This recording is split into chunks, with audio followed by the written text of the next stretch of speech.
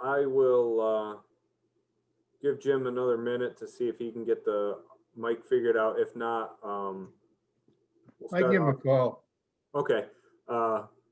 If not, we'll just start off with Matt, and then you can do your portion Okay. and get back Okay. to. You had some budget stuff that you were gonna do? maybe? Oh yeah, we've got other stuff that we're gonna do. Okay, well, I will call the meeting to order at 7:01, and I'm going to try to present a flag here so we can say the pledge. Can everybody see the flag? Yep. Okay. I pledge allegiance To the Flag United of States, the United States of America, to the republic, the republic for which it stands, one one nation, nation, God, under God, indivisible, indivisible, with liberty and liberty and justice for justice all. for all. Okay. All right, we'll get it a little bit more official each month. We'll get it dialed in. Thank you all for joining us tonight. So we have the big thing on the agenda tonight is the Owaka Creek presentation. But does anybody on the board or highway have any objections if we let Matt start us off tonight so that he could give his bit of it and then he can sign off and doesn't have to sit through the whole meeting? Does anyone mind if we do it that way? Nope, that's fine. Matt's doing most of my work. Yeah, there you go. Jim, sorry, my day was, I know I was supposed to get back to you. I got a busy day today. So I appreciate you guys letting me go ahead. The biggest thing I guess I wanted to speak with the board about is obviously the violations. We've discussed some of the major violations around town in the past here, and it has gotten to the point where all of the proper notifications for violation complaints have been sent out and the time frame has passed. So we have documented not only the initial issues at those properties, but also documented through pictures, date and time stamped of all the information of the fact that there has been no movement or no changes in the status of these properties. That being said, the properties in question, which there's 5 major properties around town that really need to be cleaned up, they're at the point now where I would request from the town board if we can move forward legally and petition the court to bring these property owners into court and answer for why their properties are in this condition. The 5 main properties, just to highlight it real quick, the addresses would be 7104 Rogers Road, which is a house that is, I don't think they've mowed their grass in probably 2 years. It's a fire hazard, not only that, but it's also a hazard with rodents. So that needs to be taken care of. I'm going to jump over to 3 properties in question, one being down on the end of River Road, one being on South Lake Road, the old Pavilion Fire Hall, and the other one at 11256 Perry Road.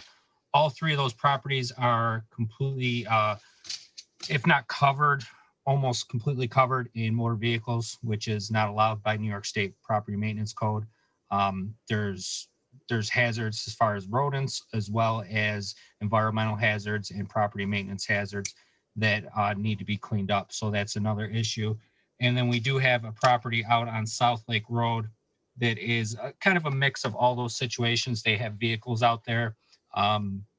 Some areas where the grass isn't being taken care of around buildings, and that is a hazard to the community as well.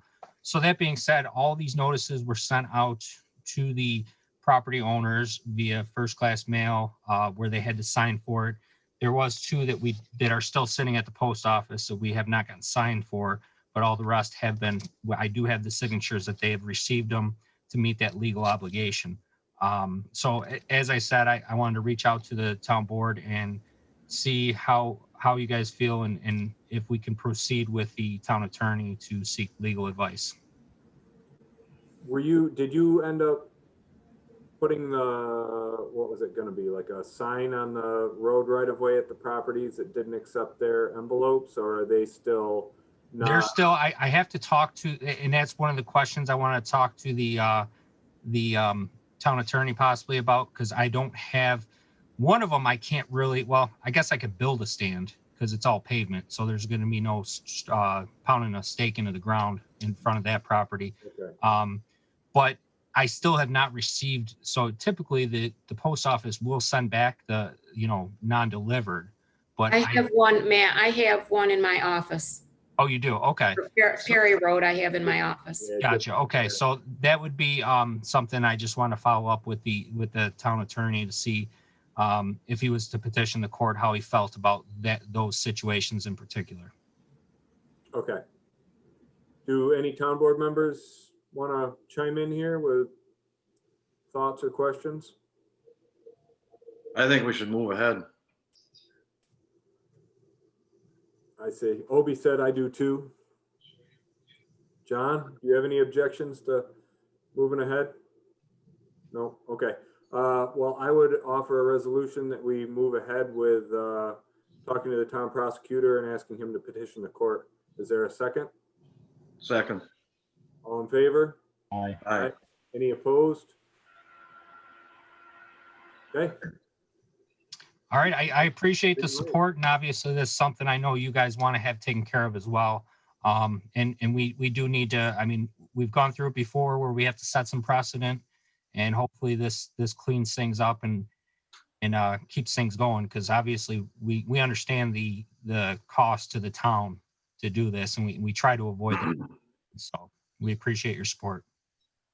Well, I think it's telling that each one of these individuals had a month to respond, and that we would have been more than willing to work with property owners to help get it cleaned up. And if it was going to take longer than the 30 days, but they were putting in a best faith effort to try to rectify the situation. Absolutely. It's not like they're not willing to play ball.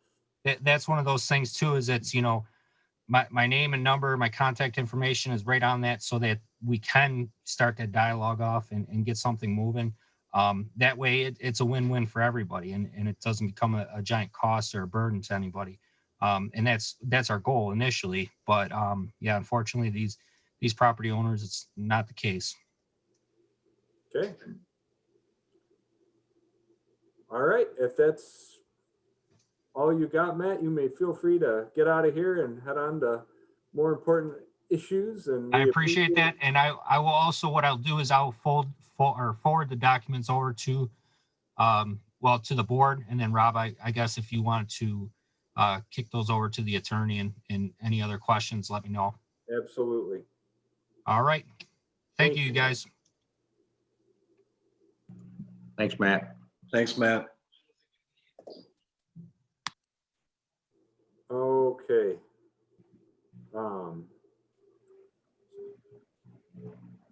Sorry, I'm just writing my note here. Okay. It looks like Jim Sealer, you are set with a microphone now. Are you feeling good to go? You're on mute right now, so you can click on the microphone button, or if you're on a device with a keyboard, you can push and hold the space bar down. But I would suggest that if you can see your mute button, here, oh,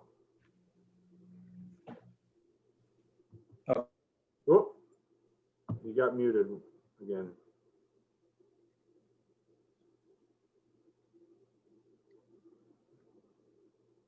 Now, how's that? There you go. There you Oh, go. perfect. Okay.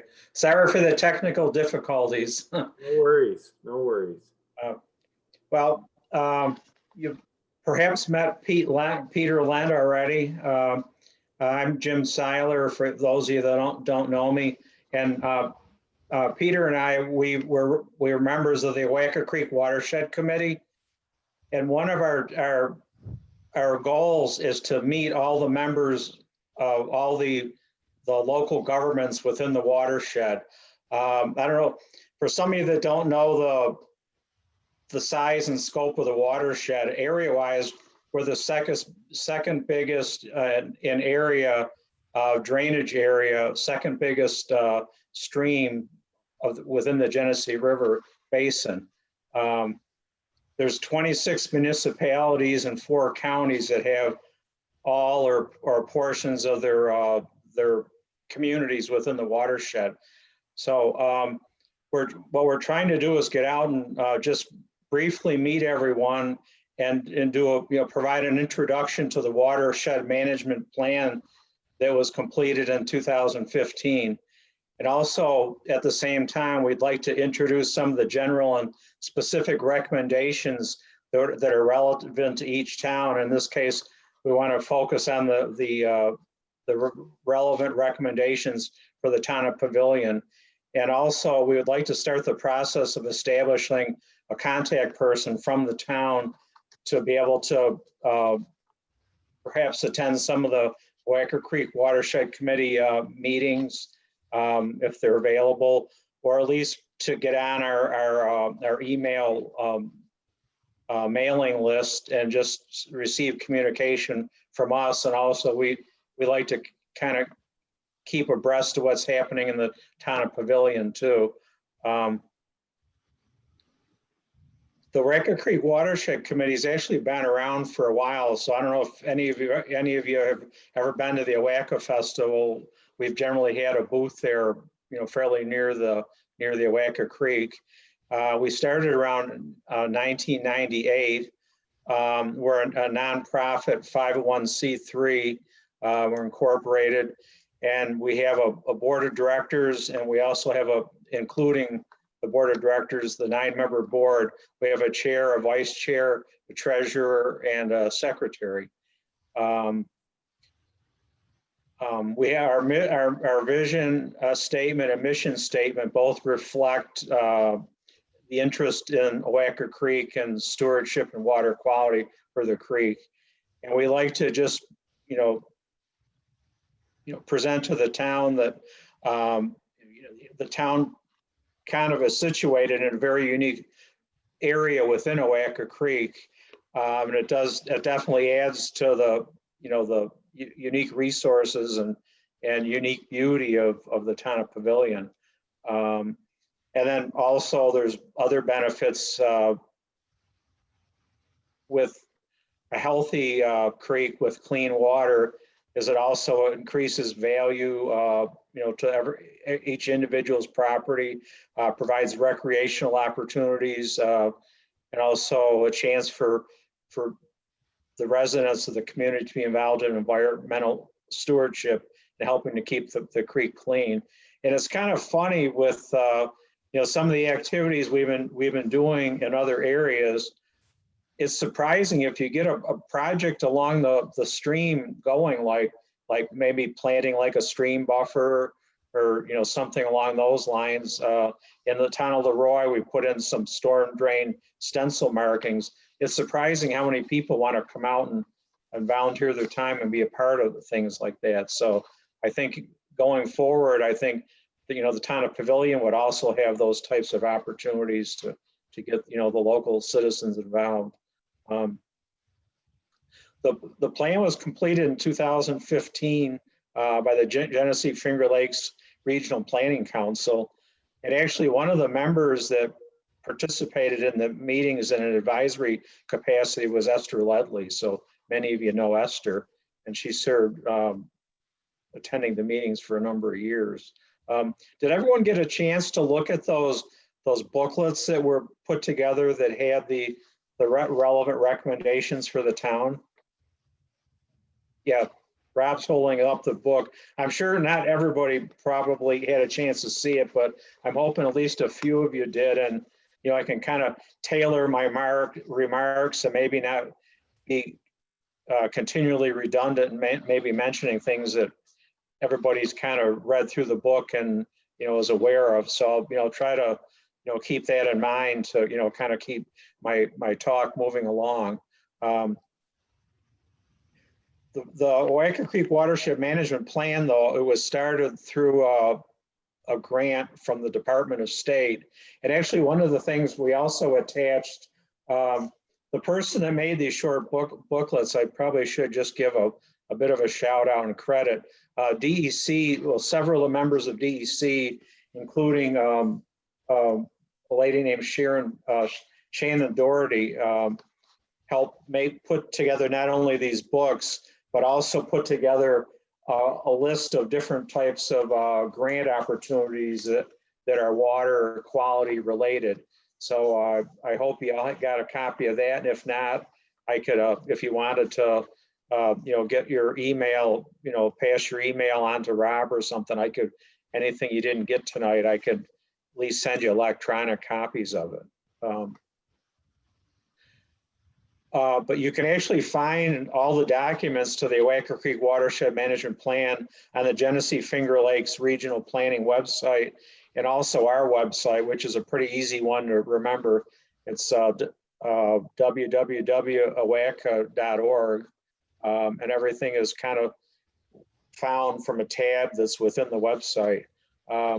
We're kind of really looking at the plan as one of our ways to give us a long-term strategy where we can not only work within our towns themselves, but also work collaboratively in focusing on best management practices and strategies that can kind of help long-term water quality. The report itself, it's made up of 5 components: the executive summary, a characterization report, which describes the existing conditions, natural and built environment of the stream, a sub-watershed report that describes the natural features and water quality, a regulatory and programmatic environment report that this kind of fits in pretty handily with local government, because it actually when the overall report was done within this component, the local laws that exist within each of the communities, and of course they looked at like the zoning, the site plan review, the town of Pavilion's comprehensive plan, and all the planning documents were looked at. And it was also done for the other areas within the watershed. And what was found by that review was there are different opportunities where local governments side by side can kind of work together and maybe share things collaboratively. And it also identified some of the gaps that perhaps might exist that might be maybe a place where if there was an improvement in the gap, or the gap was bridged, it would result in a law or a ordinance or some type of activity that would have a long-term benefit in water quality. The 4th component was the identification and description of management practices, approaches, strategies for water quality protection, restoration, implementation, which is recommendations. And that was kind of a really lengthy, wordy title to that document, but it's very important because what it actually, a lot of extensive time and research went into developing that. And it was actually a development of two components. One was recommendations for the entire watershed, which I think totaled about 72. And then there was also recommendations that were aimed strictly for the town of Pavilion, and they came to about 51. Now, a lot of those are kind of overlapping, because when you look at the categories, there's 12 categories, and they start out with like coordination, collaboration, and partnership. And that's typically where, and I think towns and villages kind of a lot of times will do things together anyway, like maybe hosting like a collaborative meeting between towns. A really good way, I don't know if you guys remember Wyoming County, they had like a winter workshop, and it was focused around like town highway officials, and it also included like contractors, typically like excavation contractors. And what they would do is they would talk about different ways to do work around culverts and streams and bodies of water to kind of help promote and protect water quality. So that's a really good example of a collaboration that's been done in the past. And I don't recall it being implemented the last few years, but I think that's something that was very important. It could be picked up again. Another typical area is like agriculture.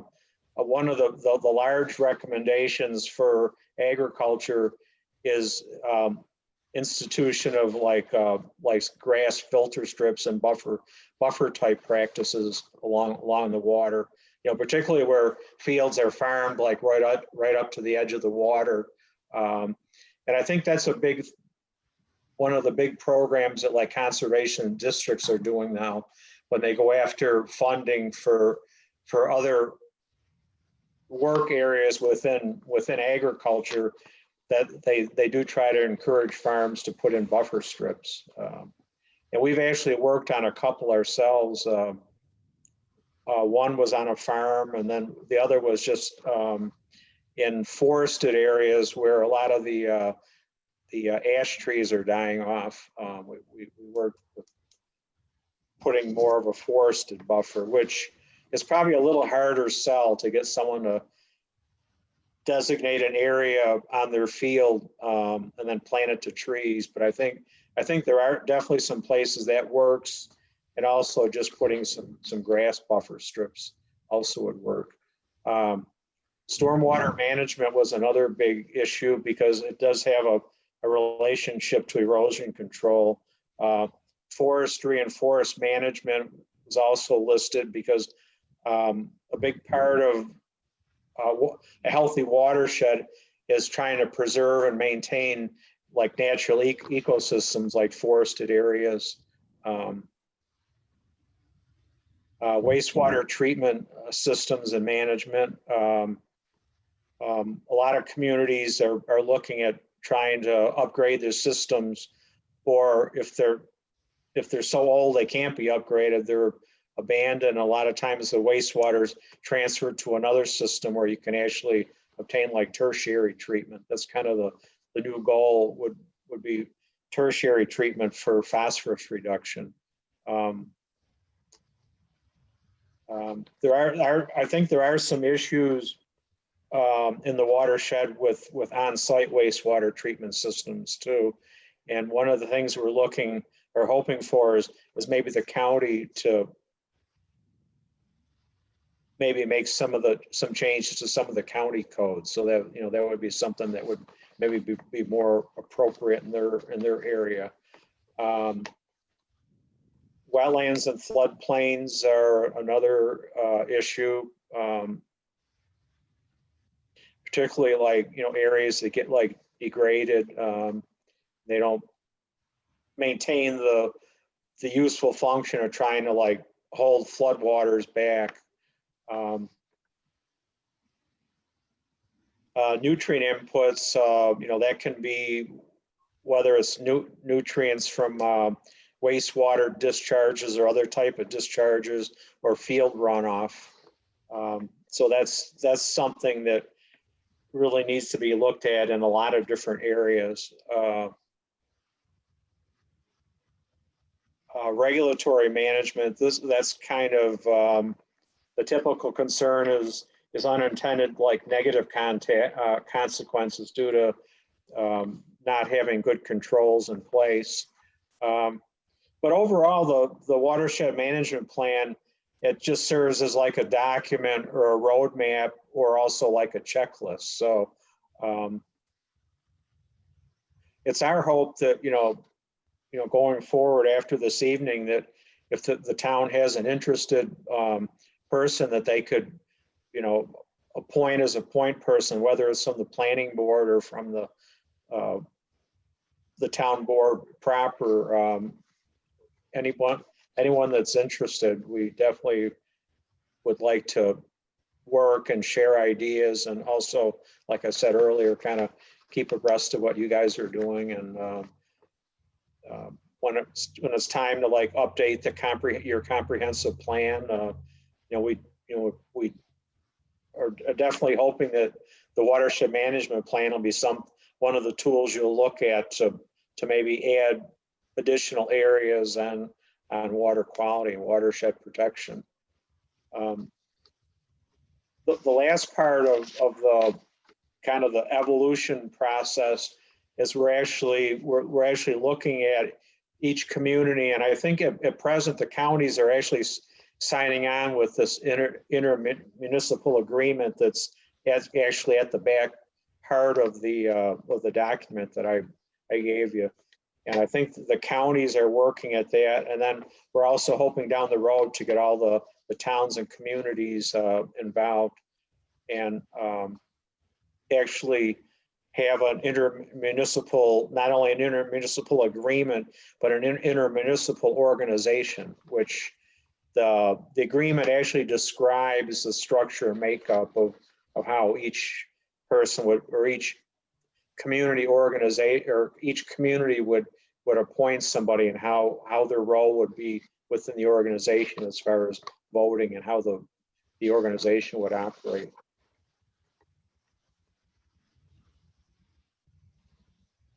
Lastly, I don't know, I guess I wanted to kind of leave some time open for questions. If you had, different areas you might be working on already that you wanted to bring up and, mention. So, Pete and I, this is kind of as we attend meetings, these meetings around the communities, it's kind of a learning process for us. So, I just kind of, I was kind of wondering if there were things you guys were looking at environmentally that involved Owaka Creek, or if there were things that we could maybe look into and get more information for you to kind of, help you in your review process, in any areas. Did anybody have any questions? I got a couple things to add. Maybe perk up something, I don't know. What we really want, this is just it's an overview of the management plan, which is 543 pages. So we're giving you guys a lot of slack. One of the things we want to come out of this with eventually, hopefully, is to have the municipalities that we visit think about the concerns that are laid out in the plan that Jim went through. And there's I think Rob's got the book. And at the end of the book, there's like 12 pages, double-sided, that are on legal size paper, or maybe even ledger size paper. That sort of is a spreadsheet of the issue, what kinds of activities can address it, who could be involved, where the funding might come from. It's there's a lot of detail in there. So, and maybe have one or two projects come out of that effort that we can then try to work with DEC to get funding for. A lot of communities try to do green infrastructure to help with their stormwater issues. Out here in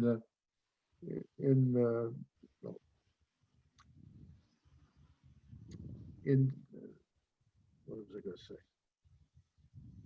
Pavilion, like many of the towns in the watershed, is basically rural, and you have a lot of green infrastructure growing around that can sort of help out with cutting the cost down to try to take some of the stormwater runoff from your impervious areas, which there are a few in the hamlet. You also must have some, we've been lucky by dodging some of those lingering hurricanes that we had historically that just sort of drop water all over the place. But the way Pavilion is situated, I imagine there's some stormwater issues because of the hillsides on both sides of the hamlet.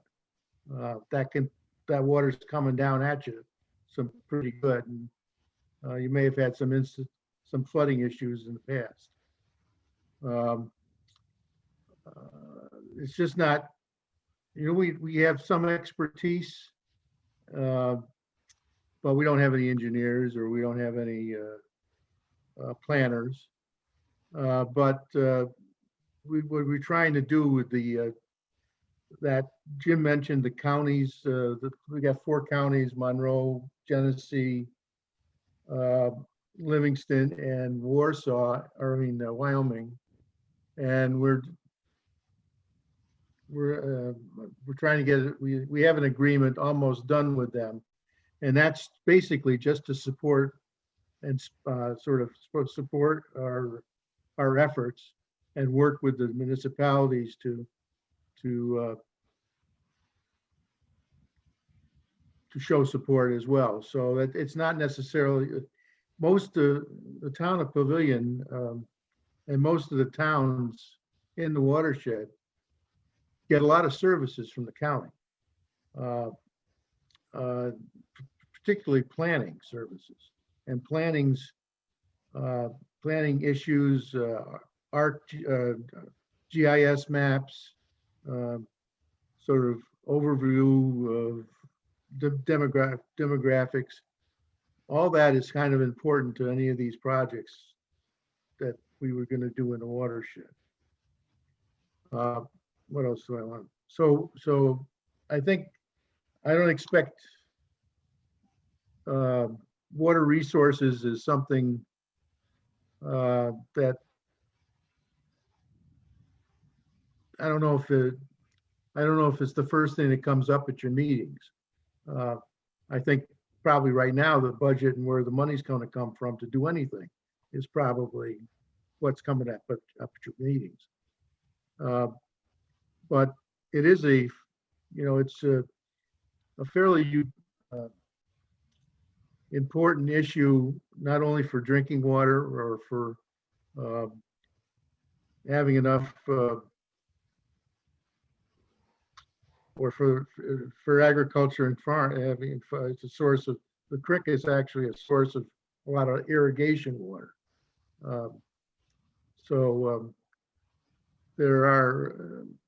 There are projects, if you do have building projects, I know I looked at your comprehensive plan, and I've probably been looking at what improvements or new additions to your commercial area right in the hamlet. I did notice that there was some good plans in there from the 2017 comprehensive plan. But incorporating, if you do have any development like that, incorporating other types of runoff protection, some techniques and management practices that would slow the water down before it gets in the creek, have a tendency to run it through some vegetation so that when the water does get to the creek, it's not carrying any particulates along with it. Those types of practices, when you're involved with in some new construction or improvements to existing construction, would be something to consider in your subdivision reviews or your zoning. Pavilion is one of 6 counties or 6 towns that have more than 50% of their land within the Oahu Creek watershed. So those are our primary. You folks are one of the primary towns that we have to, if we're going to accomplish anything with improving water quality and habitat quality within the creek. We're not going to, we have to work with you folks to try to see what kind of mutual and collaborative efforts we can come up with. One thing I'd like, this is a specific thing, is this, like with many reports, things get outdated real quick. And because this took 5 or 6 years to be developed, a lot of the initial reviews of ordinances and practices um, that went into the review of the municipalities to see if there was what kind of gaps there were. And basically the review was, this is the ordinance for the town. Here are the recommendations under the watershed management plan. And there are best management practices associated with them. And the objective is to see how close the ordinances that you have include the best management practices that are in the plan. And if they didn't, then make a point to suggest that you take a look at that. So that, but the data is out of date. One of the recommendations for the town of Pavilion was to revise its comprehensive plan. And the review that was done by the planning council had as the last comprehensive plan, the 2003 plan. So we know that you've updated it in 2017 because we looked at the website. But there may be other suggestions that we've added that are also out of date, and we'd appreciate it if you'd let us know what we don't have. Because we're gonna have to update this plan and put addendums in it as we go. I guess the other thing I want to mention, we're all volunteers. There's no funding on this. We don't have any staff. But we have we have a commitment to make visits to the towns and share with them that there is a watershed management plan for Walker Creek. There's also one for Black Creek, which doesn't affect you folks, but there are very few communities that have, or that watersheds that have management plans. So we at least have a plan to look at and see if we can make improvements on. So I don't remember, I don't know if there's any more there's probably more I could say. One other thing, Rob, I think Jim mentioned that maybe you attended the 2017 conference we did up in, right after the plan was done, up in Stafford. We invited a lot of folks from both the Black Creek and Oaxaca Creek watersheds to come to a meeting. I wasn't able to attend that one. I do remember when the report came out though. I read through the report at the time, and I seem to remember the stretch of the Oaxaca in Pavilion had one of the highest. I can't remember specifically which contaminant it was, but we got dinged with a red flag or two in that 17 report. Well, I'm also an aquatic biologist, so and I'm aware of what the DEC did there because I'm. One thing to keep in mind with that is that the DEC looks at water segments, which are large areas along the creek, and they assess those for whether a stated use for that stream is impaired, it's being affected, and what the use that change the characterization of the segment that Pavilion's in was the aquatic life. So it was actually a biological assessment of the bugs that were living in the stream that DEC did. But that segment also includes the town of Pavilion and the town of Leroy. So there was, and how they do it is they look at the community of bugs or the assemblage of bugs that they collect, and some of the bugs are good water quality indicators, and other ones are bad water quality indicators. And that's simplified it a little bit, but so that's how they look at the bugs and determine what's going on there, or try to. But also, there was a bad sample, or not a bad sample, an impaired sample from White Creek, which crosses Roanoke Road up in the northwest corner of, or close to northwest corner of Pavilion. And also, downstream of the Leroy, it also includes the town of Leroy and the village of Leroy. And downstream from the wastewater treatment plant in Leroy was also, had some problems. So it wasn't Right where just, they trout fish. pardon? I said right where out they all trout fish. Well, further down, Okay. one of the problems that when Oaxaca Creek flows out of the impoundments at Leroy and goes toward the sewer plant, which is downstream from that, it goes over limestone rock. Mhm. And during the summer months, the limestone, the water comes out of the stream and goes into the rock because the water table's down. Well, that means that when you get past the, you basically got dry channel downstream of the sewer plant. And the only water in it is the effluent from the plant.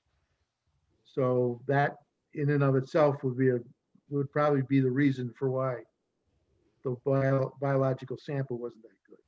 I don't want you to have too much weight on yourself. What, as being the only thing that's the only area that has some concerns. The problem has been that until like 2013, there was not very much sampling going on in the upper parts of the watershed from, so it was always down in Scottsville in the fishing areas. So, and once we started doing more sampling upstream, we're going to find things that nobody identified before. I also noticed, I think it was a 2018 newsletter that your prior supervisor was put in the newsletter. I don't know if you guys still have a newsletter, but, and there was some mention there that there was improvements being made on the small community wastewater treatment facility you guys have. Yeah, there's continual improvements being made down there. DC, every couple of years we've got a just shy of $600,000 disinfectant system in the works Mhm. right now that needs to be in place by 2024. Was that UV? Yeah. Yeah. Well, it's slated for UV. Our effluent is kind of cloudy, so we've got to we're going to put in a sand bed. Well, like a Polish it off a little bit. Polisher, exactly, and then UV. Well, that may be something else that added to the because the sampling point that was in the hamlet was basically just upstream of the bridge, 63 bridge. Yep. Which isn't far from the. Nope. So basically, the concerns, environmental or the water quality concerns in the river, in the creek as a whole, are basically nutrient enrichment from mainly agricultural activities, and some point sources like the Leroy plant and your plant, and also sediment and erosion concerns. So that's what's typical. And most of that's what's called non-point.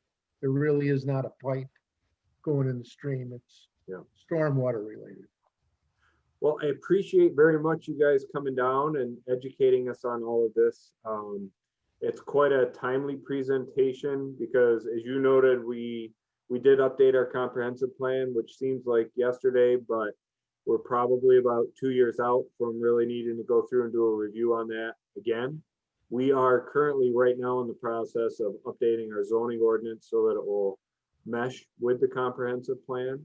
So that's very much, in time with what we're doing on that. We did update our subdivision law about a year and a half ago to include much more detailed regulations on runoff for major subdivisions. Mhm. But as we're doing the zoning ordinance, we do have 3 medium density residential zones in the hamlet that have been identified that we're going to be, they're in the comprehensive plan. We're going to be writing zoning code for those areas. So I have a note here to specifically look at the runoff and everything. And I'd like to get in touch with you to get some more specific details on that. Going through, the work that you did in 17 and then, again, recently in the last couple months, one of the things that I think about a lot when we're doing this sort of thing, as a small town, we've got to punch above our weight because we don't have the manpower, the money power to get big things done unless we are doing a whole bunch of stuff with one project. So we always want to kill a couple birds with every stone. And what I would be keen on looking into is there a way that we could both enhance the recreational aspect of the creek along with the ecological aspect of the creek? So my thinking along the way is, if we could work something out to add some riparian areas along the creek, could we put a walking path? So something like around the library and down there. Yes, exactly. So the list of funding opportunities you sent is fantastic, and I'll continue to look into them, to see what might fit. As far as I know, right, I know USDA at least still had some money in the till a month or 2 ago, but right now everybody's kind of waiting on the edge of their seat. Yeah, it's sort of iffy. It's a nice long list of possibilities, but Yeah, but you know what? You gotta go after a whole lot before you find one that works, and it's, you can't wait for the perfect situation. As far as I'm concerned, you gotta put a lot of energy in a lot of different places, and eventually something will stick. well, One thing about this time is it seems like, people have more time on their hands. So now is a good opportunity to get the planning and the groundwork done. And then when the funds are there, you're kind of prepared and all ready to send out an application. Yes. Yep. I guess my question for you on a practical level, and I'm sure it really depends a lot on conditions and grade and everything, but when you're talking about like a riparian area that would absorb runoff, particulate and everything, how wide of an area are you usually looking to get, just as a ballpark, just so I have an idea? as much as we can. Sure. Sure. But when you're going to knock on a farmer's door and you're, talking about how much field they might be losing, what are we talking about here?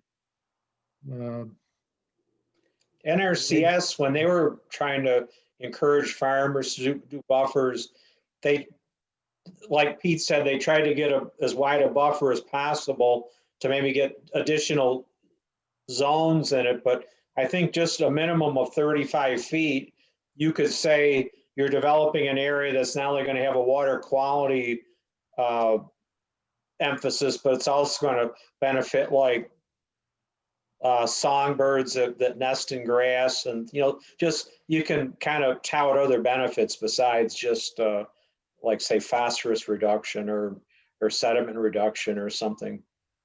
Yeah, I go 50 is good too, but because that when you put a rule, when you put a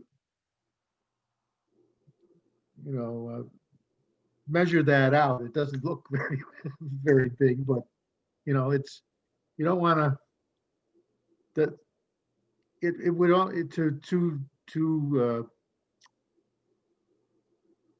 we're never going to reach exactly what some size that would be add a lot of function to that buffer in terms of Sure.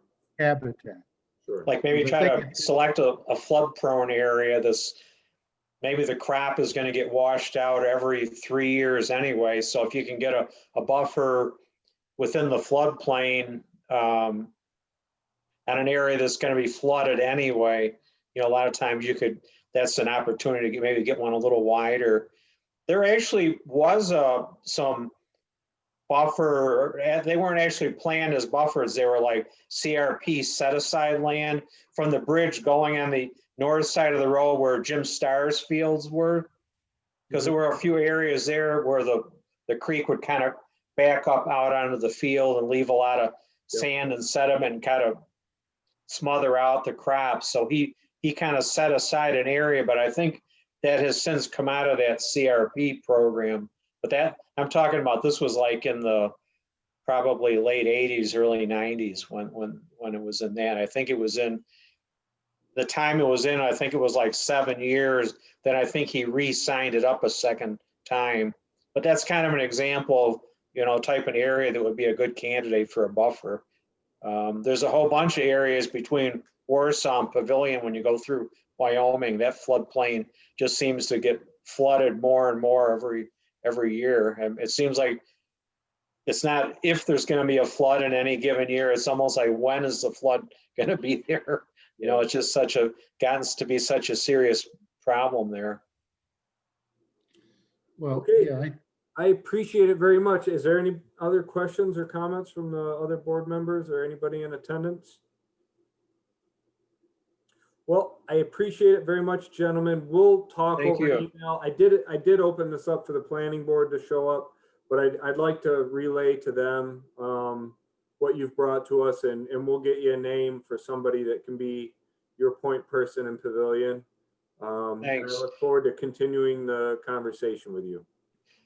Also, I'd just like to add, Rob, real quick, if you have any questions that you think of following the meeting, be sure and send them to either Pete and I. We'd be, delighted to answer your question or find someone that can, if it's more of a engineering type question or something that's out of the realm of what we've done. We definitely would, find someone that could, help us out. So just, take that with you too, if you would. I appreciate it very much. Thank you. It's been a pleasure. okay. Great time. Thank you very much for having us. Nice to meet you, Peter. Good to see you again, Jim. Thanks, guys. Rob. Take care, Good night. everyone. Merry Merry Christmas. Christmas. Same to you. Thank you. Okay, so with that, we'll go back to the front of the paper. I apologize for zigzagging our way through the agenda. But Jamie, do you want to give your report? Yep, I don't have a whole lot for you tonight. I know you got a busy agenda. I just wanted to touch base with, or just let everybody kind of know what's been going on out in the shop here the past few weeks. Obviously, as we all look out the window, we can see Mother Nature's been pretty kind to us the last month and a half. Last year, this time, we were pretty much buried in snow. But with that being said, that's really helped out our salt budget this year going into the late year. Salt building's full. I have a stuffed right full, so we're in good shape there. Money's wise to carry us out through the end of December on our ice and snow budget. We're in good shape there. Looks like we're going to have some carryover for fund balance, and that's a good thing in the times we're in. Odds and ends around the shop, miscellaneous housekeeping. I've had the guys been working on a little patching on some of these secondary roads to see little traffic, just trying to patch them up best we can to get through the winter. Road signs, we're doing a little bit of road sign work here and there. We've got a lot of road signs to do, and we're trying to use them as a fill in. So just trying to keep the guys moving on miscellaneous projects. We've done a few driveways this fall for 2 or 3 different landowners that wanted new driveways. Other than that, it's that typical same type of stuff you do this time of the year. And this year we've actually had an opportunity to get to quite a bit of it. Christmas trees, we got them put up. They look great, Cindy. They look excellent. Had a lot of good compliments on them. Thumbs up. And it's about all I have. We did run a load of tires up out of the recycling center yesterday to Lockport, got rid of them so the building's clean. Other than that, that's all I have for you folks. Anybody got any questions?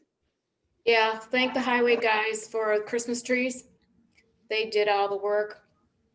They do an excellent job. I'm very bossy about it and they put up with me, so. She's not lying. Your crew, and thank you also for taking down the hometown hero banners. Yep, yep. Yes, It is, yes. it's really you go. appreciated in the community. I got lots of phone calls with happy people on both of those programs, and without the work of the highway department helping us out as a community to do it, we couldn't do it. So And everybody was very happy the hero banners could stay up for Veterans Day. Because one town took them down the day before Veterans Day, and I've heard. Well, that's definitely the reason we want to have them up there, most definitely. And if the weather permits, why not? Let's leave them Yep. up there. Yep. And this year, like I said, Mother Nature's treated us pretty well to do so. So I think from this point forward, as the banners go up, I think Veterans Day will be our cutoff. And if the weather's really going to get to be where it's going to be a problem, we don't want to misuse any of the banners by any means. We may have to take them down early, but I think Veterans Day is a good day on the calendar to plan for. And we only had one that had a little rip in it, so they held up very well. They weathered very well. Yeah. Yep. So other than that, that's all I have for you folks. If there's any questions, give me a holler. okay, John, did you have anything you wanted to throw on top of that? Nothing in addition, no. Okay, thanks. Okay, Obi, I don't imagine there's anything going on at the sewer, but if there is, you wanna let us know? Oh, just waiting for some money. Yeah. Yep, okay, Jim, code. Alls I have is, with the planning board, we're splitting up into, some different groups to, work on the zoning ordinance stuff and the comprehensive plan stuff, get back into that again. So other than that, I just had what Matt had, and he pretty much took care of that. I didn't get a chance to talk to him. I called him a couple times, but it sounded like he's been pretty busy. So, but other than that, yeah, like I say, it's just the planning board. We're trying to break off into groups so we can, kind of get things rolling a little more and get some stuff accomplished while it's relatively quiet with everything else. So that's about all. Okay, thank you. I will jump in and do water since Mark is not here today. The water tank project continues to move along. It's actually, it's going faster than I thought it was going to, which, as I mentioned before, is going to mean that we're going to have to do a large audit this year by rural development requirement. I have reached out to another firm to try to get more quotes so that we can have a couple quotes to choose from. I'll be meeting with them on Monday to get that quote. Our previous quote from Fried Maxick was, I believe, north of $16,000, which is quite a lot more than we pay for an audit, but it's a requirement, so we don't have a choice. So I will gather more quotes for that. We'll have to make a decision on our year-end meeting, what we'll go with from there. As I understand, sometime in January, they're going to start putting the main in down York Road. So this project is moving right along. The other item is that we're ready to start doing public information sessions on the proposed Water District 7 in the southeast corner of town. And I had emailed out a mailer that I hope to send out tomorrow to all the property owners in that corner of the town with some updated estimates on cost, as well as some timing for public information sessions. We are going to have to do everything online. I don't know if you heard or not, but currently Genesee County is the worst for positive COVID cases per the number of daily tests that we're having in the state. So I really don't feel that, well, not only is it not safe for us to come out en masse for a live meeting, but it's against the rules anyways. So we are going to have to field this whole thing online, which is going to present some difficulties. I really tried to point out in that mailer that anybody that wants to contact me on my cell phone, email, or mail us a letter, any statement that is made that anyone wishes to be read aloud at a public meeting will be read aloud. So if people feel they can't overcome the technical hurdle to be part of the meeting, their voice will be heard, be it by letter or phone call or whatever they need to do. So I am proposing a public information session. I'd like to do two because of the, the difficulty of Zoom and as well as the holidays. So I throwing out there, if we did one the evening of the 22nd, the evening of the 5th, and then call a public hearing during our regular meeting on January 13th. Does anybody have any problems with that right now? I'm not going to hold you to it right this moment, but if you do have a conflict or feel that we need to go some other way, if you could email me or call me after the meeting or in the morning, I'd really like to get those mailers out as soon as possible. Does anybody have any problems with that schedule? No, Okay. The MRB is on board with that. We also might have to have a public hearing on the 13th for the library lease. We couldn't quite hash out all the details in time to call it for now, but that's coming up and it does require a public hearing. I don't think it'll be a contentious issue. But by law, we have to have a public hearing for that. So we may have two that day. I don't know. When are you having these meetings again, Rob?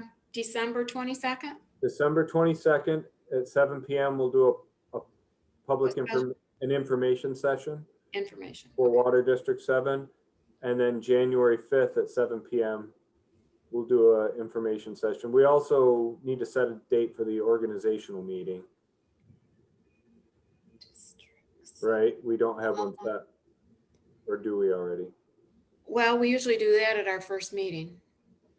Oh, we have been doing that. Oh, yeah, Yeah. the last couple of years we have. Yeah, so I don't know if you're gonna have a public hearing that night too, if you want to do the organizational meeting earlier.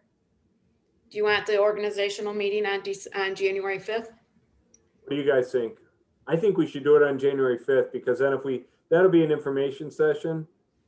So it won't be as high stakes as the public hearing, but if we do the public hearing on our normal meeting on the 13th, it might be good to get the organizational out of the way on the 5th.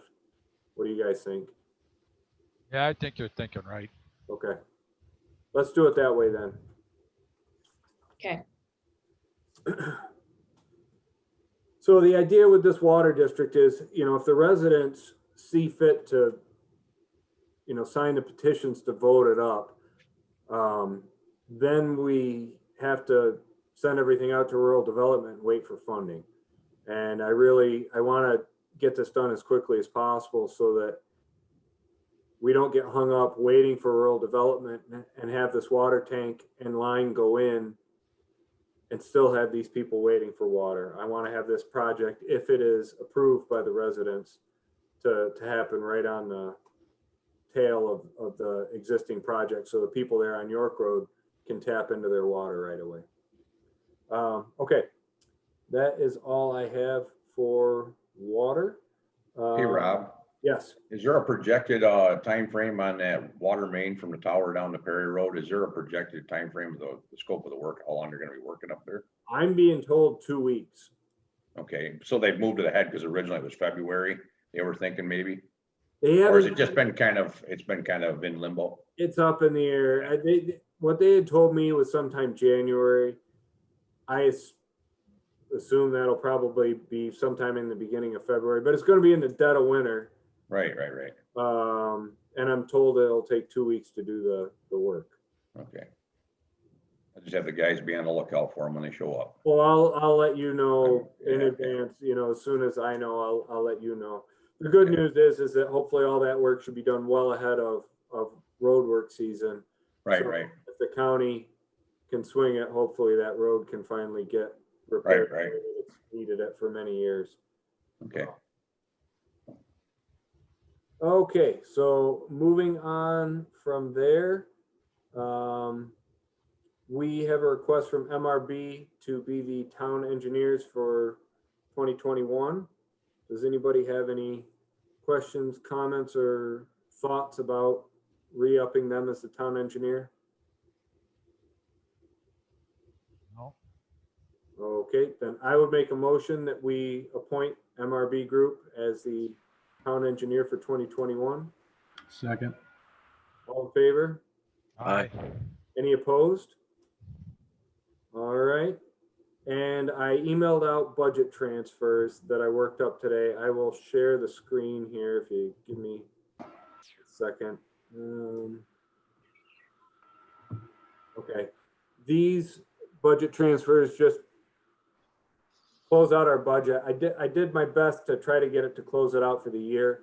If we have an unforeseen invoice come in the next 2 weeks that we process at the year-end meeting, I might have to do one more at the year-end meeting, but the intention is that this will balance everything up for the year. So it's the only big number there is the equipment, and that was the plow that we had approved at the beginning of the year, and it's easily covered by what was saved in the highway department this year. Jamie, you did a very, very good job this year with the finances, among other things. But Thank you. Kudos to you. Well, it's a culmination or collaborative effort amongst all of us. It's been kind of a challenging year, but a lot of credit's got to go to the guys out in the shop too. It's all a cumulative effort, and hopefully this up and coming year, we don't know what's really looming on the horizon for us, but hopefully we can have another good year budget wise from the highway department standpoint and try to get some work done. And hopefully this time next year, we can kind of be looking at the same sort of situation, hopefully. Yep. No, I after going over everything, I actually think that we are in good shape to have a surplus this year.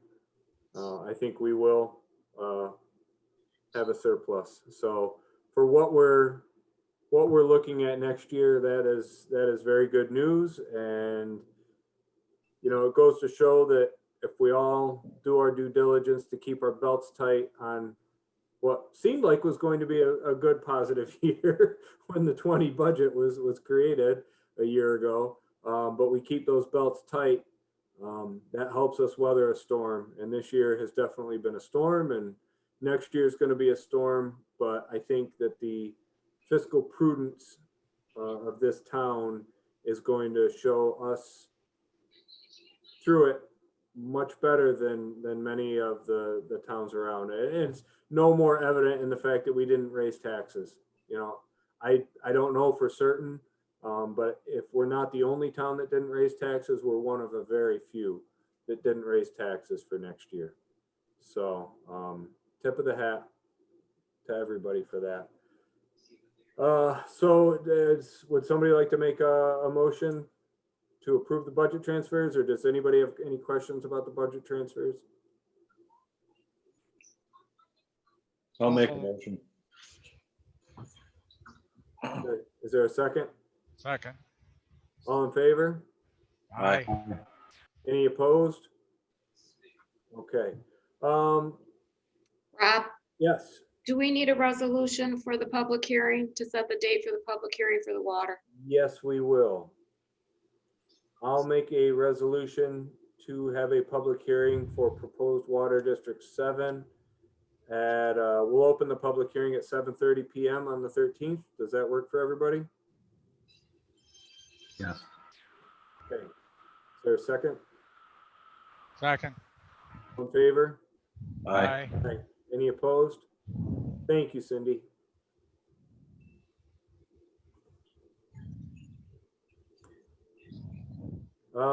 Lastly, as we're moving forward with our plan on the transfer station, I did order a poster, a vinyl poster for outdoors that should be coming next week, and we'll hang it up out in front of the transfer station. And I did take out a penny saver ad for the next 3 issues of the penny saver, stating the new hours. The new hours will be Saturday only from 8 a.m. until 11 a.m. We need to work out a schedule amongst us board members to operate that. And we won't do it right now, but we can work it out over email. I'm planning on going down, probably not this Saturday, but after this Saturday, I'm going to be down every Saturday, and I'm more than happy to take the first Saturday down there. I would like to float the idea on the board and see what everybody thinks about forming a committee to discuss trash disposal and recycling for 2021. If you haven't heard yet, Covington voted to have roadside pickup throughout the entire town of Covington. So that's going to lessen the amount of use that we have down in Pavilion. I have gotten a handful of calls, both on the positive and the negative, of what's going on in Covington. One, how dare they do that? You're not doing that, are you? And also, how can we do that? I'd really like to do that. So we've had inquiries over the years about recycling in the town of Pavilion. And if we are going to find a new way to make this service work, whatever it is, my thought is the more buy-in that we get from the public on forming a strategy, probably the more acceptance we'll get from the public on enacting the strategy. But I really want to hear what you all have to think about that. I'm all for looking into it. Absolutely. Yeah, You know, maybe if we got to have a committee, then that's what we do. I agree. Okay. I did float the idea of a county rate with the other supervisors and the county. They said maybe 10 or 15 years ago that was looked into in Genesee County. The problem at the time was that none of the small haulers were able to bid for the entire county. They didn't have the capability of it. But the thought that night was that those small haulers have been gobbled up by all the big guys anyways. So, you know, looking back at the idea of a county rate was something that some of the other supervisors were interested in. The county manager was willing to sit down with me to talk about it. He's kind of got his hands full right now, so I haven't bothered him. But there is some interest just to see what that might be. If you look at the retail rate compared to Wyoming County's county rate, it's quite a lot of savings. Now, whether or not that's something that the residents of this town would want to do, I have no idea, but that would be the basis of, you know, having a committee and getting a lot of input and buy-in from the public so that it's not looked at as just the board coming to a decision, you know, without a lot of input and then foisting it on the public. That's the last thing I want to do, and it's the last thing I know you all want to do. So come up with a couple names if you can. We'll see if we can get a committee put together next month. So if you know some people that are interested, see if you can gather up a couple names. Might be good. You know, we should have definitely 1 or 2 town board members on it, but then I think it'd be good to get as good of a cross section of the community as we possibly can, so that all sides of the argument or notion are covered. That's your homework for Christmas break. I'll volunteer for the committee. Okay, thank you. Very good. Well, I'll let you ruminate on that. That's the last of my diatribe. Before we go through the minutes and the warrant and everything, do any board members like to state anything for the record at this time? Okay. Would anybody in attendance like to ask any questions or make any comments to the board? All good. No, it's very interesting to hear all that you guys do. Oh, thank So, you. Thanks for letting me listen. I really appreciate it. Absolutely. And I know it's not the most exciting thing in the world, but these are always open to the public, and well and truly, we appreciate it to have people come and be a part of this. You know, it is nice to have people see that, you know, we do have things on the agenda. There's always a constant roll of things going on, and you know, it might not be Monday Night Football, but it is important, and we really enjoy having people attend. So to everybody in attendance tonight, thank you very, very much. And Thanks, Rob. as long as we're Thank on you. Zoom, you know, the login details are on the website, on the public notices. section, you can click on that and. Okay. And my cell phone is on the website as well as kind of all over town. So if anybody has any questions, comments, or concerns, please feel free to call my cell. Hey, Rob, one quick thing before we close. I've been thinking about putting a lockdown on the shop because we've been fortunate enough to stay healthy out there. And I mean, I don't know if this is something that really needs to be recorded in the minutes, but I think we're gonna lock that shop up throughout the day and eliminate all vendors or any foot traffic from coming in and out of the place the best I can. Right now, this building's still accessible to the general public if they needed to come in and talk to us. But I think heading into the times we're heading into here, I'd like to really put the place literally on lockdown if you're not opposed to that. And if we could put that in the minutes, and the few folks out there that do read the minutes want to know that if they need to get a hold of us, they can get a hold of us by phone or email. But I think we need to, here the next month or so, we really need to run a pretty tight ship around there. I 100% support that decision. The only issue would be is getting the vouchers and stuff signed. Well, I like on the vouchers, we can make appointments or we can make time for everybody to be able to do that if we know it's you guys specifically coming in. I'm just trying to eliminate on the salesmen and the things and people that really don't really have any real important business there at this particular time. As far as vouchers and the coming and the going and the board members and Cindy and Rob, that's all good and well, but I'd just like to try to limit the general public from traveling in and out. We can't. I am in lockdown. I keep my door locked, and I'm quite concerned about tax season. The door will be locked during tax season, so people cannot come in and pay their taxes. They can either mail them to me or put them in the drop box, but I'm not going to take in-person tax bills this year. Do you think, Rob, we should reach out to the Batavian and put a little blurb on the Batavian that how we're gonna kind of run our ship for the next month and a half? Yeah. Not that you need one more thing to do, but No, that's fine. I think we should. I posted it on the website, but putting it out in the media would be farther reaching. And I did reach out to the school today. They're going to be sending out a newsletter mid-January. Thank you for forwarding that to me, Cindy.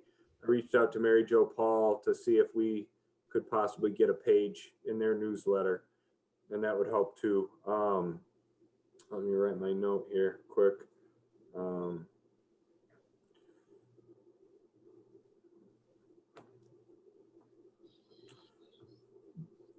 We can't just make copies of the town hall key for board members, could we?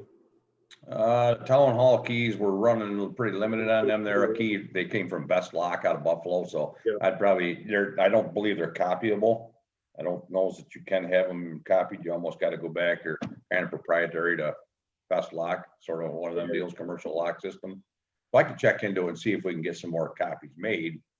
But the more that are floating around out there that do not over the years get turned back in, the building becomes less and less secure as time goes by. True. And that's the particular reason why we got into these locks that we have now. So the keys weren't being copied at the local hardware store, and everybody in town has a key to the building. So, Yeah. So however you want to do it, Rob, we can come up with. When we do vouchers for the year-end meeting, I'll set up times to have the building unlocked so you guys can come down and sign them. I'll get with you and. Yeah, that's all we need to do. We don't have to, we don't need keys or anything. Just gotta be. No, I'm wait. trying to find the path of least resistance, I guess, is with my two kids home 24/7. It's like what used to be easy has now become. Well, and don't worry, because I'm only 5 minutes away. I can come down and unlock it and go back down and lock it up. So that's not a big deal. Just, I can do that. And I have absolutely no problem in doing that. So, and the end of December, I'm probably going to be there more later in the day anyway, with the tax bills coming and stuff. So there's things I have to do with them.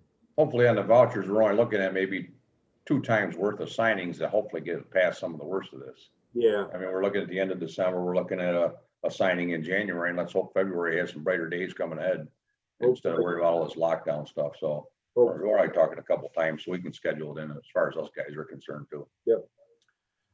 Okay. If that's all with everyone, I would entertain a motion to approve the minutes from the November 4th regular and public hearing meetings. So moved. Second. All in favor? Aye. Aye. Any opposed? Is there a motion to approve the warrant, the October, November operating statement and clerk reports? So move. Second. All in favor? Aye. Aye. Any opposed? All right, then at 8:21 PM. Wait a minute, 8:21. Our next meeting is December 30th. It's the year-end meeting. We usually have it at 6 because we have a Christmas party, but you want to do it at 7? What does everybody think? Would you prefer 6 or 7? And do you want to have a virtual Christmas party, or do you want to turn off the Zoom and have your own Christmas party? I'll turn off the Zoom and have my own. 7 o'clock's fine. It doesn't matter. 7 o'clock? Let's do 7. Seven's good. That's our usual. That's what So everybody. you will need to sign vouchers. There won't be very many, but there'll be a few vouchers to sign. Okay. All right, now you can close. Okay. Is it motion to close the meeting at 8:22 PM? So moved. Second. All in favor? Aye. Aye. Aye. Thank you very much, everybody. Have a Merry Christmas if I don't see you before then. Stay safe. I hope you all have enough toilet paper, and I'll see you on the 30th. Okay, thanks, Okay. Rob. Thanks, Good night, Rob. everybody. Thanks, Rob. Thanks again, guys. Yep. Yeah. Kelly. Hey, Kelly. Bye now. Bye-bye.